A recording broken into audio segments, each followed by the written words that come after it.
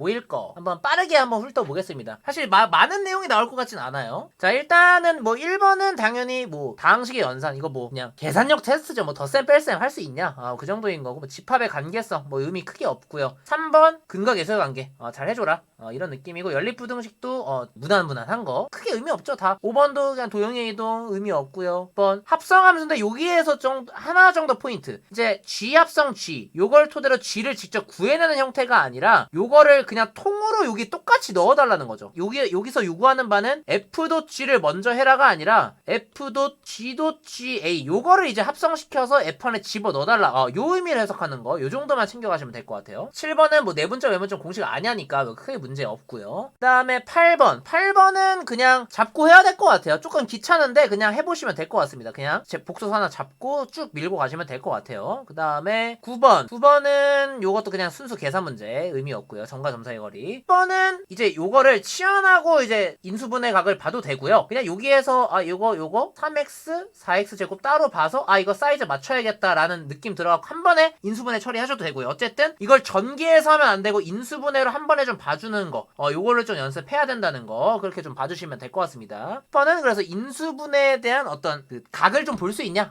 그런 거. 왜냐면은 이 11번 같은 문제를 봐도 요런 거에서 인수분해 각 같은 거를 좀 볼 수 있냐라는 것들을 많이 요구해요. 특히 고1 파트에서. 그래서 요런 거 문자로 주더라도 인수분해되는 문제들이 많기 때문에 요거 체크해 주시면 좋을 것 같아요. 11번도 뭐 그래서 크게 이렇게 수직선 그려서 하면은 문제 없을 것 같습니다. 그 다음에 12번 문제. 12번 문제는 요거는 너무 많이 풀죠.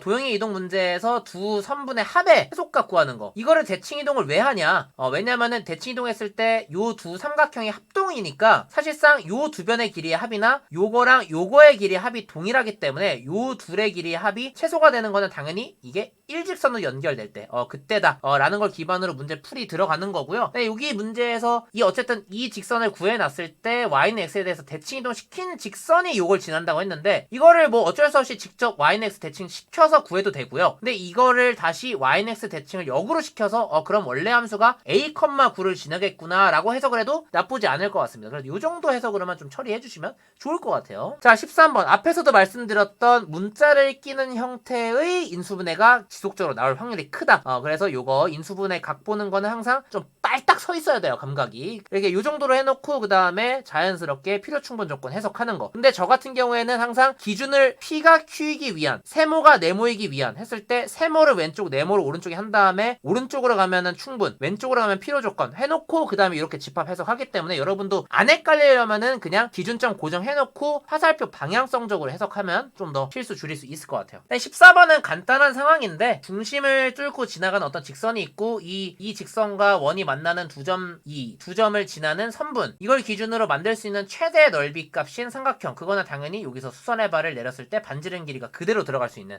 그게 최대이기 때문에 그거 이용해서 처리해 주시면 될 것 같아요. 그 다음에 15번 문제는 F-2를 구하라니까 사실상 여기에다가 똑같이 F를 합성시켜서 여기 안에 있는 값을 -2로 만들어 달라 라는 해석이기 때문에 이렇게 본함수랑 역함수가 같을 때는 양변에 자유롭게 이렇게 F를 합성시켜서 이렇게 날려가지고 항등함수 형태로 처리해 주시면 될 것 같아요. 16번 문제 유리함수 문제인데 이거는 뭐 자연스럽게 삼각형 두 개 쪼개가지고 그냥 그래프 그리고 식설 갖고 그냥 완전 계산 문제입니다. 2학년 문제는 먼저 풀고 끝냈습니다. 2학년 문제는 앞에 풀어놨어요. 17번 문제는 나름 괜찮은데요. 여기서 아까 제가 얘기 듣긴 했지만 여기서 이 이차함수 생김새 위로 볼록 확정해야 되고 기울기 양수인 직선 우상향 직선 확정해야 되고 그 상태에서 요 범위 두 함수의 교점을 이렇게 두 가지 케이스로 쪼개서 언제 최소 언제 최대인지를 체크 정확하게 해서 케이스 쪼개서 하는 게 필요하고요. 근데 그 케이스를 확정할 때 결국에는 요 대칭축이 2로 고정이 되어 있기 때문에 요 2를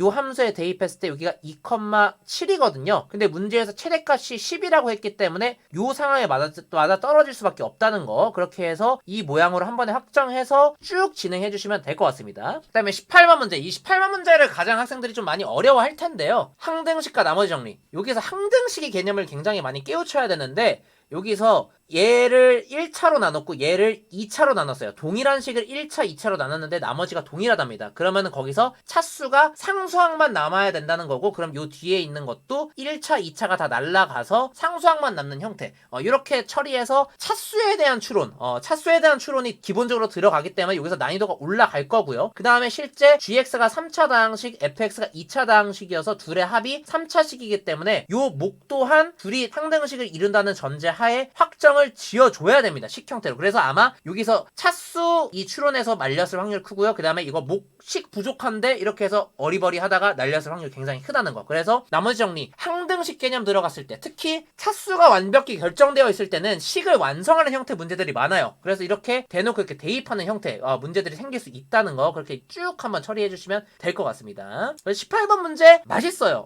사실 17, 18번 문제가 좀 맛있다. 17번은 기본적으로 함수 추론 들어가는 거기 때문에 맛있을 수밖에 없는 문제라는 거고요. 18번 문제도 항등식을 기준으로 차수를 추론하는 형태 문제. 나중에 이제 극한 문제 가면 이런 거에서도 다 응용이 되는 거거든요. 그래서 18번 형태의 추론 문제 굉장히 맛있다는 거 그렇게 봐주시면 될 것 같습니다. 19번 문제는 그냥 완전 빈칸 채워넣기, 그냥 순수 계산 문제라 크게 의미 없습니다. 도형의 특징도 쓰이질 않아요. 20번 문제, 20번 문제도 좋죠. 20번 문제 같은 게 딱 도형의 특징이 쓰일 수밖에 없는 형태 문제다. 자, A랑 B, Y좌표 동일한 거 체크가 돼야 되고요. 그 다음에 CD라는 외부의 한 직선이 있는데 그 직선에 있는 점이 A, B랑 그었을 때 수직을 이룬답니다. 딱 이런 건 어디서 나오는 특징이다? 바로 원에서 나오는 특징이라는 거죠. 지름에서 원 위에 한 점 그었을 때 수직이다. 딱 그 내용 얘기해주는 거죠. 그래서 최초로 존재할 수 있는 순간은 원에 접할 때, 마지막으로 존재할 수 있는 순간은 위쪽에서 접할 때, 딱 두 상황이어서 요 둘 사이에 있는 직선들이라면 항상 성립을 할 것이다. 근데 문제에서 t의 최대 최소를 구해달라니까 최초로 접할 때, 최후에 접할 때 두 상황에 대한 t값을 처리해주는 거. 완전 도형의 특징적으로 풀리기 때문에 딱 고1 수준에서 굉장히 맛깔나게 만들어준 문제입니다. 그래서 요 정도 문제는 맛있게 풀어주면 좋을 것 같아요. 요거 꼭 좀 가져가시면 좋을 것 같습니다. 요것도 이제 나중에 고3에서도 응용이 충분히 될 수 있는 문제겠죠? 그렇게 봐주시면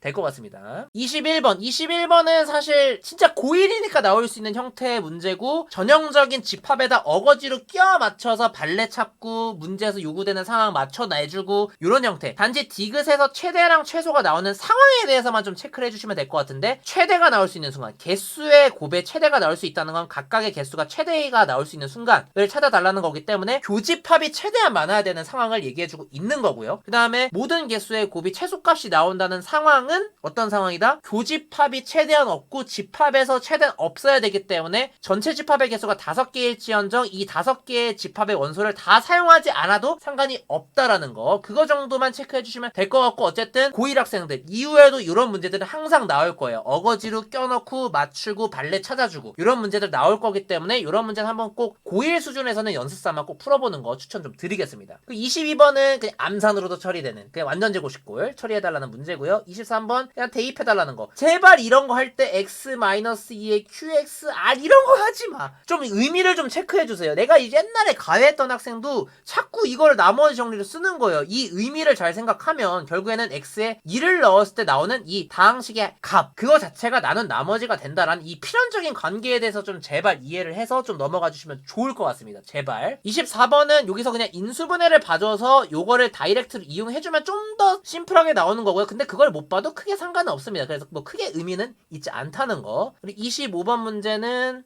이거는 이제 실수 조건, 실근에 대한 조건을 정확하게 캐치하고 있냐, 딱 요 정도만 체크를 해주시면 좋을 것 같아요. 실근을 가지려면 당연히 우변에 있는 식이 0보단 크거나 같아야 된다는 거, 요거 굉장히 중요합니다. 이거 고3에서도 계속 쓰이고 있죠. 올해 수능 6월 미적분 28번에서도 해당 개념 쓰였습니다. 요런 거 항상 쓰이니까 제곱수는 항상 0보다 크거나 같다, 요거 항상 머릿속에 넣어 놓으셔야 돼요. 그리고 26번 문제. 26번 문제는 사실 우리가 그 방정식의 의미를 정확하게 캐치해야 되는데요. 우리가 여기에서 구하고자 하는 게 결국엔 두 직선의 기울기인 거고, 그럼 기울기를 미지수로 놓을 수밖에 없습니다. 그럼 기울기를 m이라는 미지수로 놓고 요 점을 지나는 직선의 방정식 세우고요. 근데 이 직선이 이 곡선과 접한다고 하니 접한다는 식을 찾기 위해서 둘의 교점식을 세워줬고요. 그 교점식의 판별식이 0이 나와야 된다라는 식으로 만들어줬고요. 근데 지금 보니까 m에 대한 2차 방정식이 만들어져 있죠. 즉 판별식이 0이 나오게끔 하는 m에 M에 대한 2차 방정식이 요 식이란 얘기입니다. 그래서 여기에서 구해낸 M에 대한 2차 방정식이 해가 문제에서 요구하는 두 직선의 기울기에 대한 정보라는 거예요. 그래서 두 직선이 서로 수직하다고 하니까 두 직선의 기울기의 곱, 그게 마이너스 1이다. 처리해서 A값 찾아주시고, 그 다음에 두 직선의 기울기 합, 두 직선의 기울기 합은 근과 계수관계 토대로 1차항의 앞에 수를 이용해서 처리해주시면 될 것 같습니다. 아무튼 이렇게 처리해서 문제 풀어주시면 될 것 같아요. 26번에 지금 정답률이 굉장히 낮게 나왔다는 얘기가 있는데, 학생들이 이 방정식에 대한 의미를 자꾸 잘 못 해석할 거예요. 그래서 항상 저도 얘기하는 게 방정식의 의미를 찾으려고 해라. 사실 이 방정식의 의미도 못 해석할 확률이 커요. 분명 이건 교점을 구하려고 했던 식이었고, 그 교점을 토대로 만들어진 방정식. 그럼 이 방정식의 해는 반대로 또 이 두 함수의 교점인 거거든요. 그래서 이 의미를 왔다 갔다를 잘해야 되는데, 그 의미를 놓치는 순간 이런 거에서 절 수밖에 없다는 거. 그렇게 봐주시면 될 것 같습니다. 27번은 그냥 요거 인수분해해서 진짜 이 허근에 대한 방정식 찾아내서 허근 찾아가지고 그냥 대입해서 규칙 찾는 문제였어요. 그냥 뭐 따로 아이디어 내는 거 없습니다. 그리고 28번 문제는 여기서 L1 빼기 L2, S1 빼기 S2에서 겹치는 부분 정확하게 인지해서 식을 최대한 깔끔하게 나타내주는 거. 모서리 길이의 합의 차는 딱 이 두 변씩 합이고요. 그 다음에 건널비의 차도 각 면에 하나씩의 합이기 때문에 요걸 토대로 이제 마지막에 그냥 곱셈 공식 변형 이용해서 처리해주면 될 것 같습니다. 28번도 뭐 크게 의미 없어요. 도형 특징도 안 쓰여서. 29번은 이제 요거는 나름 그래도 케이스 분류하는 거에 있어서 그냥 순수 함수 단원에 대해서 얘기를 할 때 요거는 굉장히 의미가 있는 단원인데, 어쨌든 여기서 이건 방정식을 의미하죠. fx가 마이너스 x제곱 플러스 5나 마이너스 4x를 만족하는 두 식을 이용한다. 그랬을 때 나 조건을 이용해서 f0과 f1과 f2의 부호를 확정을 해줘야 됩니다. 근데 자연스럽게 이게 1대1 함수여야 되고요. 그 다음에 1을 넣었을 때 나올 수 있는 함수값이 두 가지가 있지만 f-1의 값도 고려했을 때 나올 수 있는 값은 딱 요걸로만 고정이 되고요. 동일하게 F2도 고정이 될 수밖에 없습니다. 왜? F0이 고정이 되고 F1이 고정이 되다 보니까 얘네 둘의 부호가 확정이 돼요. 그래서 F2의 부호도 확정이 되기 때문에 얘가 양수로만 나와야 돼서 F2는 1이고 그거에 따라 F-2가 8로만 나와야 된다는 거. 요건 이제 1대1 함수의 체크. F-3도 1대1 함수 체크를 하면은 F3이 10이거나 F-3이 10이거나 마이너스 4인데 마이너스 4는 앞에서 이미 썼기 때문에 4를 쓸 수가 없고 12. 쭉 더해주면 26으로 나와준다는 거. 요런 거는 내신에서도 굉장히 많이 나오고요. 제가 알기로는 좀 상위권 고등학교, 그러니까 좀 이름 나 있는 고등학교들에서는 이런 형태, 이 1대1 함수 혹은 1대1 대응 함수 조건 줘놓고 껴맞춰서 이게 얘 때문에 겹쳐서 안 되고 이런 문제들 많이 나와요. 그래서 29번 문제는 꼭 좀 필히 짚고 넘어가시면 좋은 유형일 것 같아요. 그렇게 봐주시면 될 것 같습니다. 자, 그 다음에 30번 문제. 30번 문제는 여기서 어느 정도 함수 추론이 들어가긴 한데 굉장히 심플하게 준 추론은 맞아요. 왜냐면은 제가 작년, 재작년 2차 함수 추론 문제를 풀어봤는데 이거라는 상대가 안 되게 어렵거든요. 그래서 이번 30번 문제는 굉장히 쉽게 줬어요. 근데 이번 30번에서 어떤 의미를 해석해야 되냐? 결국에는 2차 함수랑 상수 함수의 교점의 합을 어떻게 처리할 것이냐. 근데 이 관점은 작년 30번, 재작년 30번에서 계속 똑같이 쓰이고 있는데 결국에는 2차 함수의 상수 함수와의 두 교점에 대한 합은 대칭축의 2배로 이루어진다. 요거를 무조건 체크를 해야 되고요. 근데 여기에서는 물론 해당 사항이 하나의 2차 함수하고만 두 교점이 생기는 경우, 그 다음에 하나하고는 두 개에서 생기지만 하나하고는 접하는 형태로 해서 세근이 생기는 경우, 그 다음에 두 함수의 교점을 지나가는 경우로 해서 세근이 생기는 경우, 그 다음에 각각에 대해서 다 2점 2점 만나서 총 4점을 만나는 경우. 그래서 세 가지 케이스에 대해서는 대칭축의 어떤 2배 하는 조건, 그걸 이용해서 처리를 해줄 수는 있지만 이 둘의 교점을 지나는 형태는 어쨌든 연립을 해가지고 이 근을 특정을 해줘서 그 다음에 이제 세시근의 합 형태로